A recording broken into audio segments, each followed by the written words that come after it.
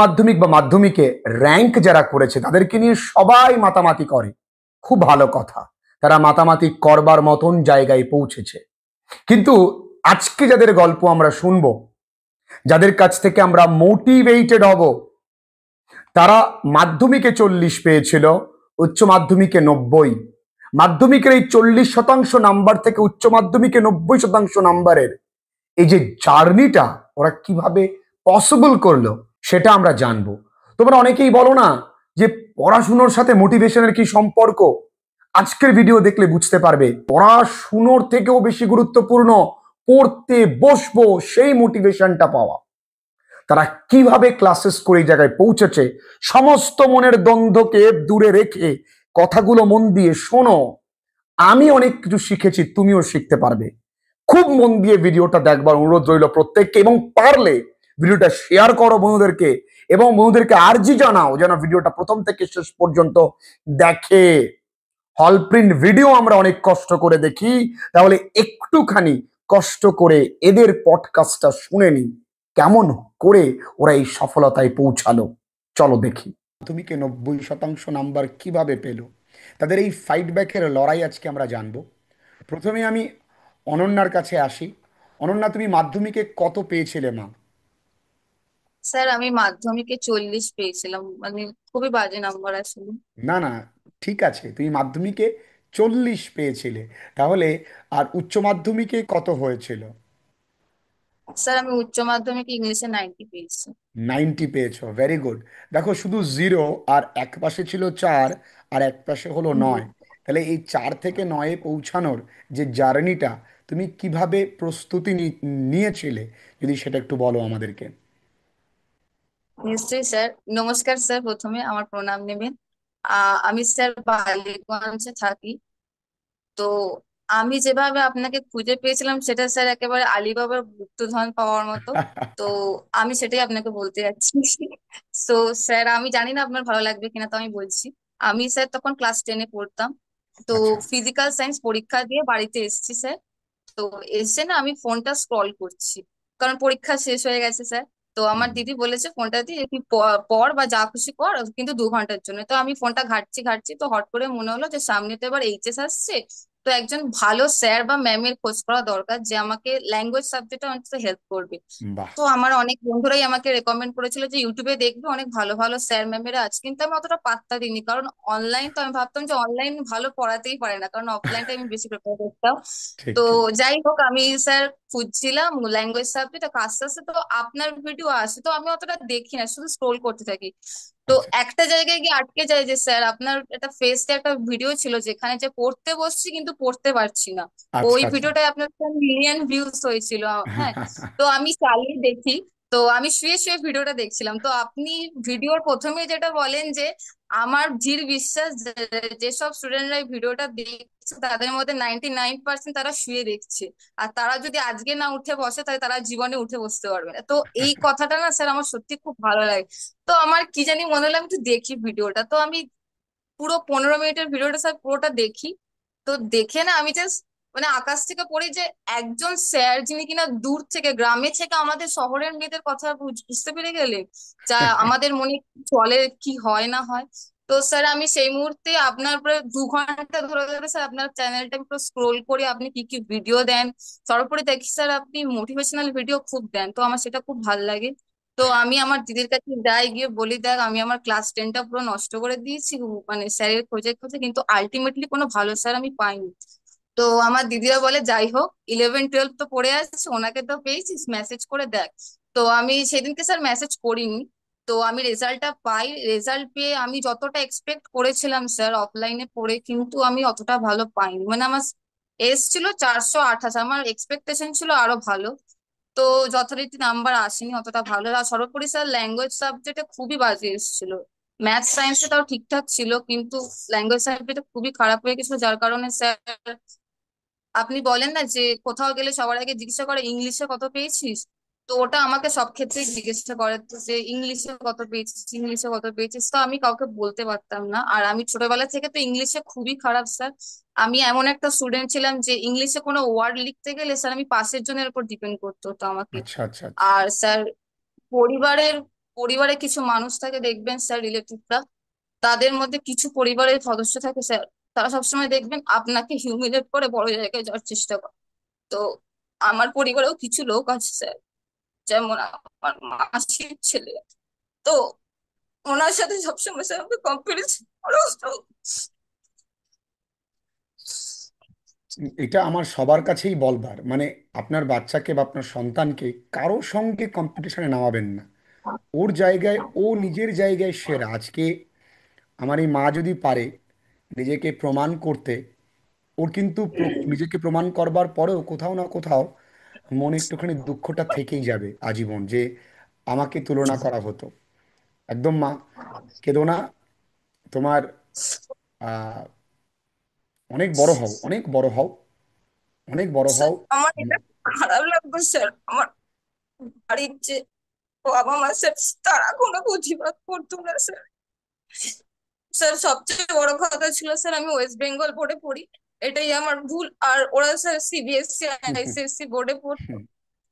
ওটা ব্যাপার তো নয়। যাই এটা মানুষের মধ্যে একটা স্টেটাস সিম্বল। মানুষ মনে করে যে ইংলিশ মিডিয়ামে পড়তে পারলেই বিশাল কিছু হয়তো বা, কিন্তু বাংলা মিডিয়ামের স্টুডেন্টরাও ভালো কিছু করতে পারে।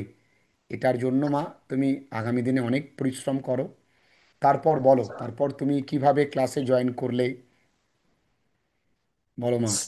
তারপরে স্যার আমি তো ঠিক করি যে 11-এ আপনার কাছে ভর্তি হব, কিন্তু স্যার আমি এমন একটা ফ্যামিলি ব্যাকগ্রাউন্ড থেকে বিলং করি যেখানে মানে স্যার আমার মোড হচ্ছে, আমাদের পরিবারে স্যার আমরা 3 বোন।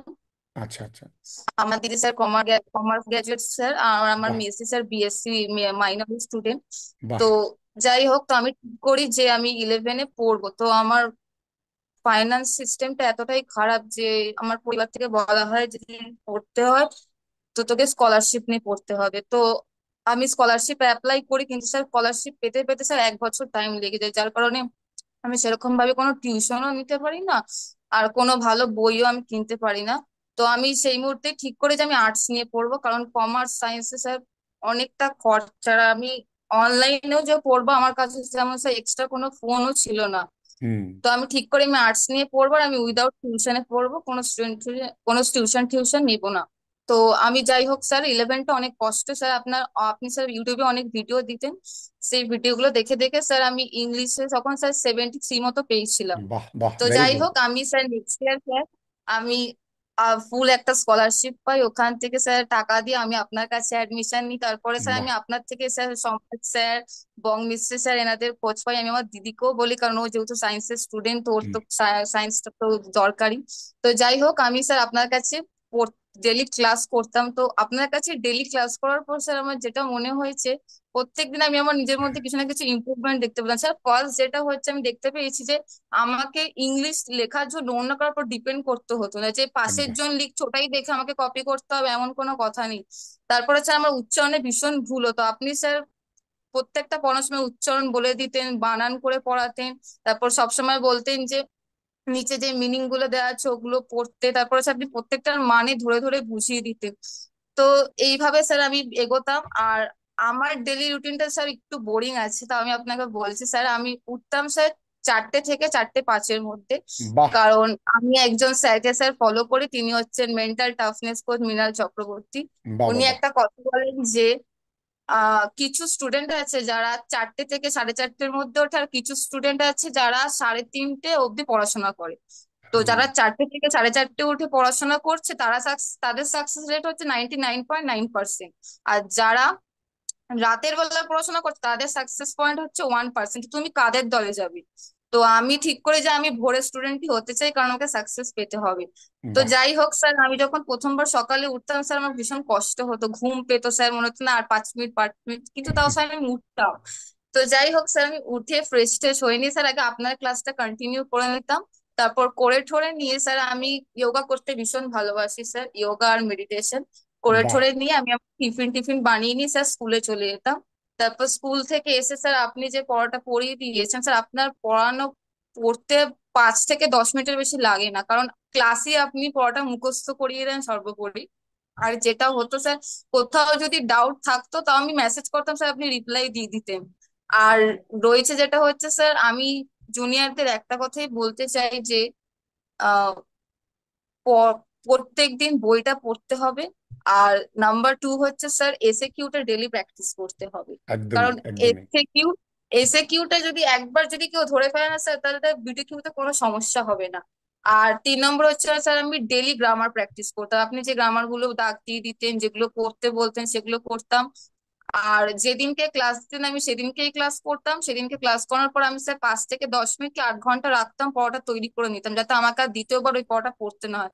আপনি আবার যখন নেক্সট দিন ক্লাস দিতেন তার আগের দিন রাতে আমি ওই আগের পড়াটাই আবার কমপ্লিট করে মানে পড়ে নিতাম, যাতে আমার কোনো সমস্যা না হয়। তারপরে তো আমি স্যার ডেলি গ্রামার প্র্যাকটিস করতাম। আর আদার সাবজেক্টেও স্যার আমার সমস্যা হতো, কিন্তু স্যার ঠিক হয়ে যেত। কারণ আমাকে সাকসেস পেতে হবে, কারণ আমার মাথায় এটাই ছিল। আর সর্বোপরি স্যার আমি উইদাউট টিউশন করতাম, তো স্যার আমাকে প্রত্যেক দিন স্কুলে যেতে হতো, একদিনও আমি ছুটি পেতাম না। তো যাই হোক স্যার, আমি প্রথম প্রথম স্যার আপনি যে মক টেস্ট গুলো নিতেন না, আমি ওখানে 20, 13, 25 এর বেশি স্যার নাম্বার উঠতোই না। আমার খুব রাগ হতো যে সবাই 35, 39 করে পাচ্ছে, আমি কেন পাচ্ছি না।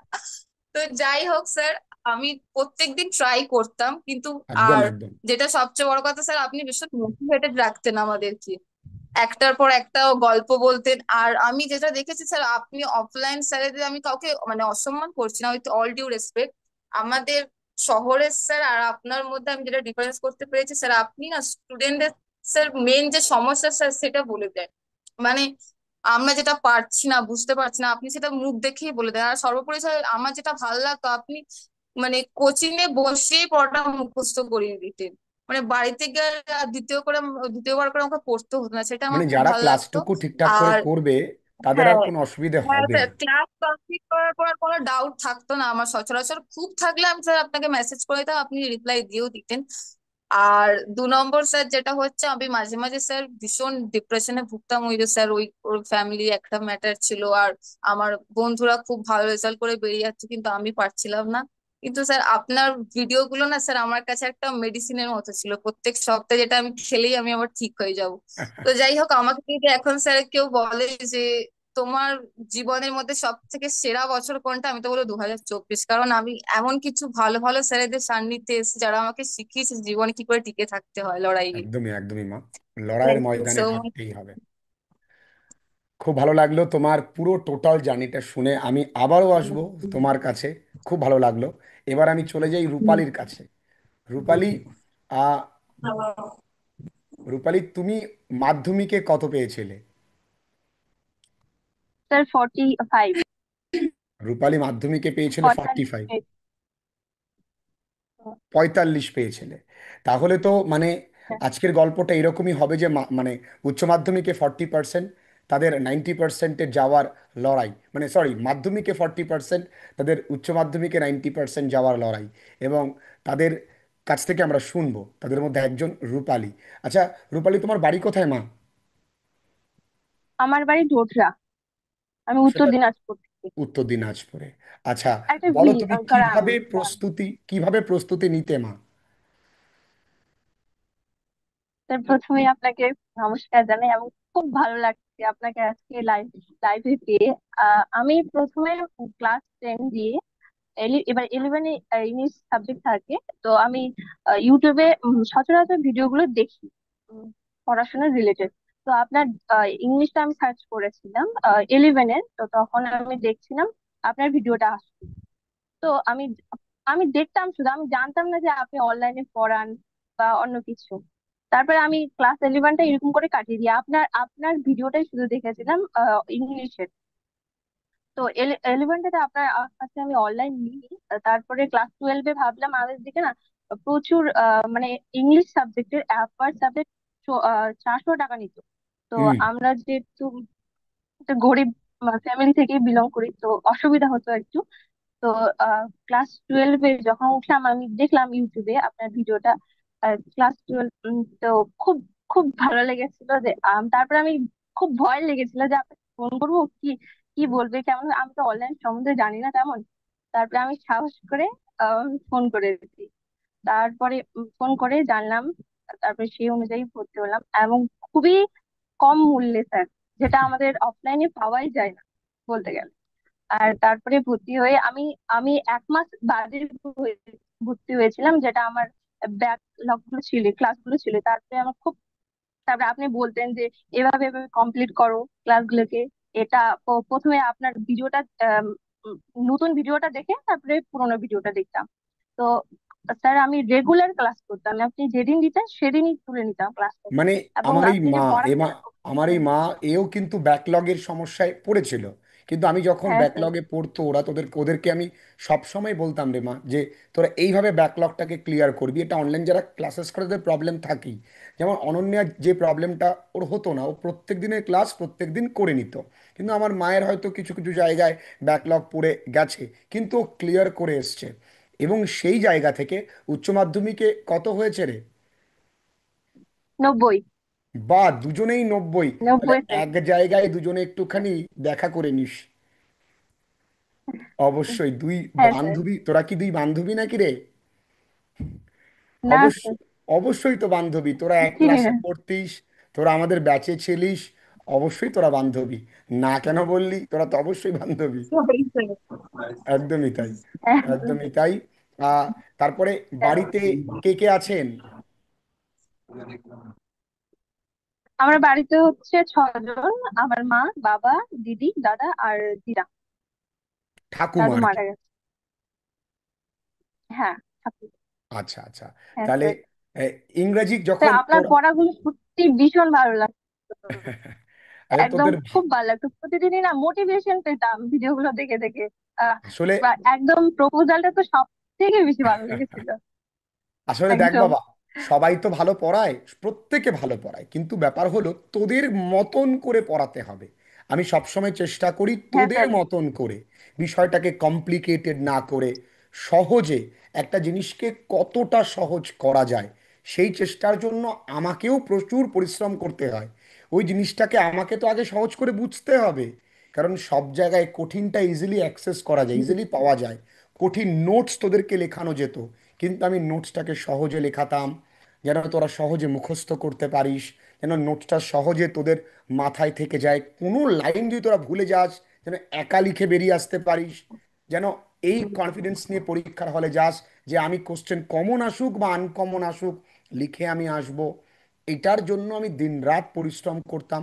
অনেক আনন্দ, অনেক ঘুরতে যাওয়া, অনেক কিছু বিসর্জন দিই, আগামী দিনেও দেব। কারণ তোদের মুখ থেকে যখন তোদের স্ট্রাগল স্টোরি শুনি, তোদের সাকসেসের গল্পটা শুনি, তখন আমার সব দুঃখ, সব ঘুরতে যাওয়ার আক্ষেপ, না যাওয়ার আক্ষেপ, সব মুছে যায়। মনে হয় না, আমি লাইফে এদের জীবনে কিছু ভ্যালু অ্যাড করতে পারছি, এটাই আমার কাছে অনেক। তারপর বল মা, আর তোদের হ্যাঁ স্যার। সব থেকে ভালো লাগা ক্লাস কোনটা ছিল? দি প্রপোজাল তো স্যার বললি তোরা, প্রপোজাল। স্যার হুম। প্রপোজাল আর স্যার করে কুইজ প্রপোজাল, হ্যাঁ। এসেছিস? না, ওটা দি খুব ভালো লেগেছিল। আইসেটিকটা একদম। কোনটা বলতো হুম। মা? আপনি স্যার একটা স্যার আমি কুইজের না। ক্লাস নিয়েছিলেন না, হ্যাঁ। ওইটাও খুব ভালো ছিল স্যার। হ্যাঁ। স্যার আসলে ওখানেই তো আমাদের। আসলে আমরা আমরা ক্লাসটা সবসময় না একটু আনন্দ মুখর রাখি, কারণ যাতে হুম। সকলের বুঝতে সুবিধা হয়। শুধু ভালোদের নিয়ে লাফালে তো হবে না। তোদের ব্যাচে অনেক ভালো স্টুডেন্ট আছে, তোরা যেমন 90 পেয়েছিস, ওরা 99 পেয়েছে, 95 পেয়েছে, 97 পেয়েছে। শুধু তাদের কথা তো ভাবলে চলবে না, তাদের তাদের হাতটা সকলেই ধরবে। তো তোদের মতন মায়েদের কথা, তোদের মতন বোনের কথা, এদের তো ভাবতে হবে। এদের জন্য আমি বিষয়টাকে সহজ করে নিই। এবং তোরা জানিস যে অনেক অন্ধ স্টুডেন্ট আমাদের ক্লাসেস করে, তাদের জন্যও কিন্তু আমি দেখি প্রত্যেকটা লাইন বলে বলে দিই, এবং তারা সেই জন্য উপকৃত হয়। এটা মনে হয় যে না, মা কালীর আশীর্বাদে আমি তাদের জন্য কিছু করতে পারছি। যাই হোক, খুব ভালো লাগলো তোদের সঙ্গে কথা বলে। আগামী যারা ভাই বোনেরা আছে, যারা আজও মনে করছে যে অনলাইন ক্লাস নেব কি নেব না, আদৌ কি ক্লাস করায় বা ঠিকঠাক করে ক্লাসেস হয়, তাদেরকে কি বলবি যে ওরা কিভাবে ক্লাসেস করবে? যদি অনন্যা বলিস যে ওরা কিভাবে ক্লাসেস করলে ফ্রুটফুলি ক্লাসেস করতে পারবে। স্যার আমি তো বলবো অনলাইন ক্লাসই আজকালকার মানে বিশেষ করে মধ্যবিত্ত স্টুডেন্টদের জন্য one of the best thing আমার মতে। কারণ আমরা এমন একটা দেশে স্যার বিলং আরেকটা করি জিনিস যেখানে অনন্যা, একটুখানি সরি প্রত্যেকটা। To interrupt. অনন্যা, হ্যাঁ, তুমি বোধ হয় অজয় স্যারের স্পোকেন হুম। ইংলিশ ক্লাসেও আছো। হ্যাঁ হ্যাঁ স্যার, আমি স্পোকেন ইংলিশ আহ, ক্লাসটা করি। এই জন্যই তোমার হ্যাঁ স্যার কথার আমিও মধ্যে, আছি। ও তোমরা মানে দুজনেই আছো, এই জন্যই কথার মধ্যে একটু ইংরেজি হ্যাঁ বেরোচ্ছে আস্তে আস্তে। হ্যাঁ হ্যাঁ। Very good, very good. That's a blessing of a তো good mentorship. Thank you sir. তো ভেরি গুড। যাই হোক স্যার, আমি যেটা বলতে চাইছি স্টুডেন্টদেরকে যে আমরা এমন একটা দেশে স্যার বিলং করি, তো যেখানে স্যার অফলাইনে গিয়ে স্যার সঙ্গে সঙ্গে পড়াটা সম্ভব নয়, বিশেষ করে স্যার সায়েন্স, কমার্স, আর্টস, যে কোনো ব্যাকগ্রাউন্ড থেকে তারা বিলং করুক না কেন। তো আমি বলতে চাই যে অনলাইনটা is one of the best thing. যারা ভাবছে যে আমি কিছু বড় কিছু করতে চাই, কারণ আমরা দেখতেই পাচ্ছি যারা ইউপিএসসি, নিট, জি ক্লিয়ার করছে, তারা সবাই বেশিরভাগই সব অনলাইন থেকে, অফলাইন থেকে খুব কমই আছে। একদমই, আর একদমই। আমি তো ভাবতাম যে স্যার শুধু ইউপিএসসি, মানে আইএসসি যেগুলো আছে স্যার পরীক্ষাগুলো, সেগুলো শুধু অনলাইনে পড়ে দেয়, যে হায়ার সেকেন্ডারি, সেকেন্ডারি এই পরীক্ষাগুলো যে অনলাইনে পড়েও দেয়া যায়, সেগুলো আমার মানে মাথায় আসছে না যতক্ষণ না আমি নিজে এখানটায় ইনক্লুড হয়েছি। তো আমি প্রত্যেকটা কথাই বলতে চাই প্রত্যেকটা স্টুডেন্টদেরকে যে যারা ভাবছো যে অনলাইনে পড়ে কি হবে, আমি তো বলবো একবার অনলাইনে ইনক্লুড হয়ে দেখতে পারো, কারণ তুমি অফলাইনে যেটা পাচ্ছ না অনলাইনে তার থেকে দ্বিগুণ বেশি পাবে এবং সেরকম। তবে আমাদের হ্যাঁ আমাদের আমাদের ক্লাসটা কিন্তু অফলাইনদের সঙ্গে হয়, তাহলে হ্যাঁ, ওদের ওদের যে এটাই সবচেয়ে ভাইবটা বড় তোরা সেটা কথা। কানেক্ট করতে পারিস। তোদের মাঝে মাঝে অনেকে আমাকে মানে বলে আপনি ওদের যেটা দিচ্ছেন সেটা আমাদেরকেই দিচ্ছেন, মানে আলাদা করে এক্সট্রা কিছু ওদেরও দিচ্ছেন এক্সট্রা না, কিছু আমাদের নেই। দিচ্ছেন। এটা আমার খুব ভালো লেগেছে স্যার। কারণ একদমই তাই, আমি আলাদা আলাদা করব হ্যাঁ কেন? স্যার। সবাই তো একটাই পরিচয়, হ্যাঁ, স্টুডেন্ট, সে হোক অফলাইন হোক অনলাইন, পরিচয় তো হুম, একটা স্টুডেন্ট। এবং কারণ তোরা স্যার আমি অফলাইনে যেটা সচরাচর দেখি যে ব্রিলিয়ান্ট স্টুডেন্টদের আলাদা করে বসিয়ে স্যারেরা ডেকে ওদের নোটস দিচ্ছে, ওদের পড়াচ্ছে, আর আমরা যারা হ্যাঁ খুবই পড়াশোনায় খারাপ তাদেরকে স্যার ও তুই পারবি পারবি বলে এরকম বাদ দিয়ে দেওয়া হয় স্যার, কিন্তু মানে আলটিমেটলি সেরকম ফোকাস হয়তো আমাদের দেখাই হয় না। কিন্তু স্যার আমি অনলাইনে দেখছিলাম যে স্যার আপনি সমান তালে, আপনি যেরকম পেছনের স্টুডেন্টদেরকেও যেমন ভালোবাসেন তেমনি সামনের স্টুডেন্টদেরকেও ভালোবাসেন, আর অনলাইন অফলাইন আপনি কোনো ডিফারেন্স করেন না সর্বোপরি। এটাই আমার কখনোই খুব করি ভালো না, লেগেছে। কখনোই করি না। আর তোরাও ফিল করিস, ওই ওরা যখন হাসে তখন তোরা, তোদেরও হুম হাসি চলে হুম। আসে। ওরা যখন ওই হ্যাঁ বিষয়টাকে স্যার। ফিল করে তখন তোদেরও মনে হয় না আমরা হ্যাঁ। ওইখানেই হয়তো আছি, ওই জায়গায় বসে আছি, মানে না একা বোর সত্যি লাগে কথা না। বলতে আপনার ক্লাস করতে আমার কখনো মানে অসহ্য লাগে না। আপনি যখন স্যার লাস্ট দিন একটা ভিডিও দিয়েছিলেন, তোরা মন খারাপ করিস না, আবার আমাদের দেখা হবে, এটা হ্যাঁ স্যার। Last video. সত্যি কথা আমি অফলাইনে পড়ে সবসময় ভাবতাম যে কবে টিউশন থেকে বেরোতে পারবো, তাহলে বাঁচবো। কিন্তু স্যার আপনার জন্য আমি সেদিন ফার্স্ট স্যার কেঁদে ফেলেছিলাম যে আমি কখনো ভাবি স্যার আপনার টিউশন ছেড়ে দিতে হবে আমাকে। তো এটা আমার কাছে আনএক্সপেক্টেড ছিল স্যার। হ্যাঁ স্যার, ওই ভিডিওটা দেখে আমার খুব খুব কষ্ট সত্যি খুব হয়েছিল, মানে কান্নাও কেঁদে পেয়েছিল। ফেলেছে। হ্যাঁ আমার স্যার। মানে আমার দিদিরা তোমার তুই কাঁদছিস কেন স্যারকে দেখে, স্যার এটাই সবচেয়ে বড় কথা। মানে আমি হ্যাঁ তোদের সঙ্গে, স্যার তোদের আমি দেখ, স্যার, হুম, খুব মিস করি স্যার আপনার ক্লাসগুলো। আমি হ্যাঁ আছি, স্যার সব একদম। সময় আছি, তোদের সঙ্গে আছি। যখনই তোদের কোনো প্রবলেম হবে তোরা আমায় জানাবি। পড়াশুনোর জীবনে কখনো হার মানবি না, কখনোই হেরে যাবার পাত্র তোরা নস। আমারও একটা মেয়ে আছে, আমিও আমার মেয়েকে ঠিক তোদের মতন করেই মানুষ করব। মেয়ে 10টা পুরুষের সমান, মনে রাখবি। যখনই পৃথিবীতে কোনো শক্তির প্রয়োজন হয় তখনই কিন্তু দেবী শক্তিকে আমরা আরাধনা করি। সুতরাং তোদের ক্ষমতা অপরিসীম, তোরা তোদের পরিবারকে সচ্ছল জায়গায় নিয়ে যেতে পারিস, নিজের পরিস্থিতিটাকে ভালো জায়গায় নিয়ে যেতে পারিস। আগামী দিনের জন্য অনেক শুভকামনা। কোনো রকম কোনো সমস্যা হলে তোরা অবশ্যই আমাদেরকে জানাবি। আমাদের টোটাল পরিবার রয়েছে তোদের পাশে দাঁড়ানোর জন্য। আর স্যার সব সময় আছেন, যখনই সমস্যা হবে ডিমোটিভেটেড ফিল করবি। দেখ, জীবনের একটা অঙ্গ, কখনো মোটিভেশন থাকবে, কখনো জীবনে মোটিভেশন হারিয়ে যাবে। যেমন রাত আসে তেমনি দিন আসবে, দিন আসলে আবার রাতও আসবে, এভাবেই জীবনটা যাবে। তবে দুটোকেই আলিঙ্গন করতে হবে, দুটোকেই অ্যাকসেপ্ট করতে হবে, কিন্তু হার মানলে চলবে না। সব ফেজ আমাদেরকে জীবনে কিছু না কিছু শিখিয়ে যায়, তো প্রত্যেকটা ফেজই আমাদের লাইফে প্রয়োজন। ওই যে তোমায় যারা দুটো কটু কথা বলেছিল, যারা তোমায় তুলনা করে তোমাকে হার্ট করেছিল, সেই হার্ট কিন্তু তোমাকে হার্ড বানিয়েছে। সেই হার্ট কিন্তু তোমাকে আগামী দিনে লড়াই করবার জন্য অনুপ্রেরণা, ভিতরে আগুন জ্বালিয়ে দিয়ে গেছে। তাই এই ওইগুলোও কিন্তু, ওইটাও কিন্তু প্রয়োজন ছিল রে মা। তাই সব্বাইকে ভালোভাবেই তুই দেখবি, এবং আগামী দিনে অন্যের ভালো করবার কথা ভাববি। আর নিজের লড়াই কর লক্ষ্য স্থির রেখে। ভালো থাকিস তোরা। অনেক কথা বললাম, অনেকটাই শিখলো সবাই। রূপালী মা, তুই ভালো থাকিস। আমি একদম নিজের মতন হ্যাঁ করে স্যার, তোদেরকে তুই আপনি করেই ভালো বললাম। হ্যাঁ আর স্যার, আপনি ভালো থাকবেন। অনন্যাও খুব ভালো থাকিস মা। আর আবার কথা হবে হুম, নিশ্চয়ই, আবার দেখা হবে, ফিজিক্যালি তোদের সঙ্গে আলাপ হবে। খুব ভালো থাকিস মা। আচ্ছা আচ্ছা, আমি তো বলতে থ্যাংক ভুলেই ইউ গেছি, স্যার। আমাদের সঙ্গে কিন্তু তোদের বর্তমান মেন্টর রয়েছে অজয় স্যার। অজয় স্যারের মেন্টরশিপে তোরা আছিস। স্যারের কনসিস্টেন্সি ক্লাস হ্যাঁ। তোরা বোধহয় অনেকে করেছিস। তো অজয় স্যার যদি তোদের হুম। সঙ্গে দু একটা বার্তালাপ করতে চায়, এটা তো আমার উদ্ধত্ত অজয় স্যারকে না সুযোগ দেওয়াটা। স্যার যদি কিছু বলতে চান হুম। স্যার। হ্যাঁ হ্যাঁ স্যার, প্লিজ। আমি তো সত্যি আপ্লুত ওদের জার্নি শুনে। আমার মনে হয় যে এটাই সব থেকে বড় পাওয়া একজন শিক্ষকের কাছে, যে খুব কম জায়গায় ছিল, খুব নিজেকে কম ভাবতো। সে ভাবতো, তার মধ্যে সেলফ ডাউট ছিল, সে সেই জায়গা থেকে বেরিয়ে এসেছে এবং একটা জায়গায় আজকে এসে দাঁড়িয়েছে।